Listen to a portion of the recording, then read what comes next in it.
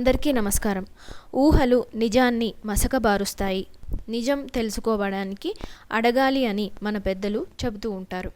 అలాంటివి కథల ద్వారా జీవితానికి ఒక దిశ నిర్దేశం చేయాలని ఒక సంకల్పంతో డాక్టర్ గీతా చల్లా మానసిక నిపుణురాలు రాసిన ప్రేరణ 100 కథల పుస్తకం నుండి ఈరోజు మనం 83వ కథని చెప్పుకుందాం.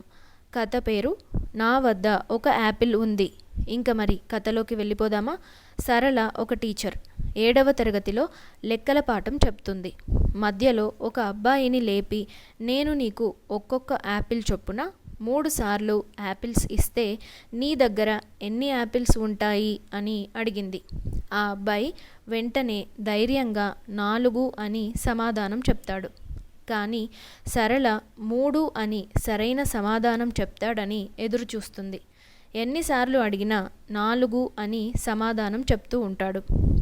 ఈ అబ్బాయికి యాపిల్స్ ఇష్టం లేదేమో అని వేరే పండు పేరు చెప్దామని, నేను నీకు 3 సార్లు స్ట్రాబెర్రీ పండు ఇస్తే నీ దగ్గర ఎన్ని పండ్లు ఉంటాయి అని అడిగితే వెంటనే ఆ అబ్బాయి 3 అని సరైన సమాధానం చెప్పాడు. అయితే మళ్ళీ యాపిల్స్ గురించి అడిగితే మాత్రం 4 అని సమాధానం చెప్పాడు. నేను నీకు 3 యాపిల్స్ ఇస్తే 4 ఎలా ఉంటాయి అని టీచర్ కోపంగా అంటుంది. ఆ అబ్బాయి భయపడుతూ, నా బ్యాగులో ముందే ఒక యాపిల్ ఉంది టీచర్, ఉన్నదానితో కలిపి 4 అని జవాబు చెప్పాను అని అబ్బాయి అంటాడు.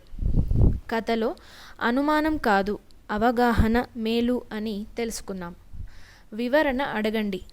మనం అడిగిన దానికి సరైన సమాధానం రానప్పుడు ఎదుటివారు తప్పు చేస్తున్నారు అని కాకుండా ఎందుకలా చెప్తున్నారో అని వేరే కోణంలో ఆలోచించాలి.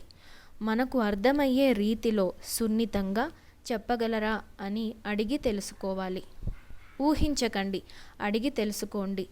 అజ్యూమ్ వద్దు, ఆస్క్ ముద్దు. ఇంతటితో ప్రేరణ 100 కథల పుస్తకం నుండి ఈరోజు మనం 83వ కథని చెప్పుకున్నాం.